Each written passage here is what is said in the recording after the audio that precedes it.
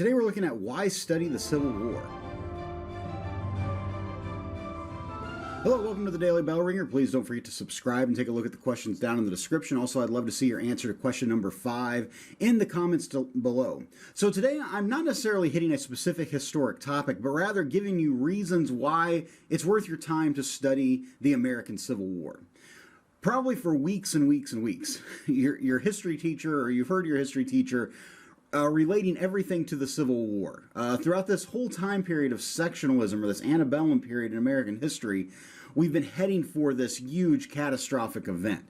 And for me personally, the Civil War is really the main reason why I am so fascinated with history. It's really what got me into history as a child and eventually led to me becoming a history teacher.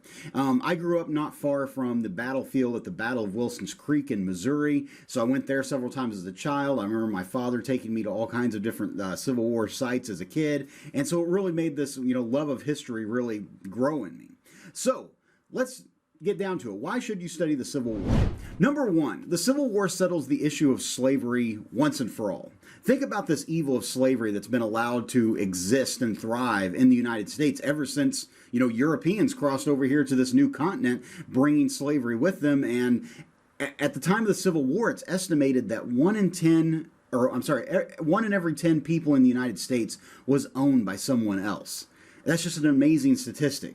And it's something that is one of the greatest human rights violations of all time and needed to end, yet slaveholders were not willing to give it up because they're making money off of it. Now, a lot of times, we just simply blame Southerners and say it was all their fault, but it's sad to say you got to blame Northerners as well because they turned their back on the whole issue of slavery because Northerners profited as well from cheap raw materials that basically, fueled the Industrial Revolution in America. And so for years, there have been efforts to compromise, try to limit or contain slavery, but by 1860, we had really reached a point where, conflict was almost inevitable.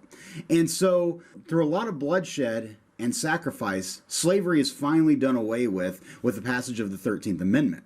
Now, unfortunately, as we know, even with the 13th Amendment being passed in 1865, that did not end racism and did not end inequalities. And that's a problem that we deal with even to this day. Second, it settled the issue of who was in charge, the federal government or the states.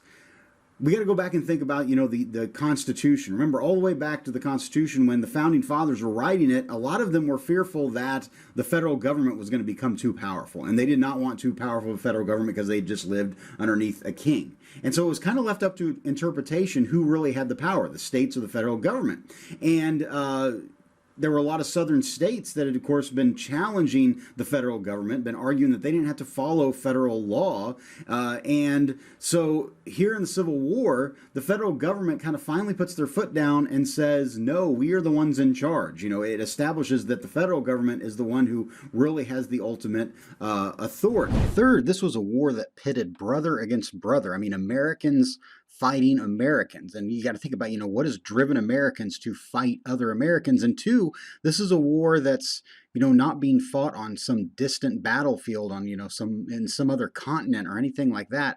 This is a war that's going to take place on people's farms, right in front of people's homes. And it's amazing to see the battles that take place right in the midst of where people were living in America. And final reason I would argue that you should need to study the Civil War was the astonishing sacrifice required of Americans in the Civil War. In the war itself, it's estimated that over 620,000 Americans died, around 475,000 wounded. That's over a million Americans either killed or wounded. And at the time, the total population of the United States was only around 31 million. So Americans had never seen death and destruction on this scale. And to kind of put it in perspective, in the two-day battle at the Battle of Shiloh in April of 1862, more Americans were killed or wounded than in all other American wars up until that point combined. And I'm talking about one battle, more casualties than the American Revolution, War of 1812, Mexican-American War, all of our conflicts combined.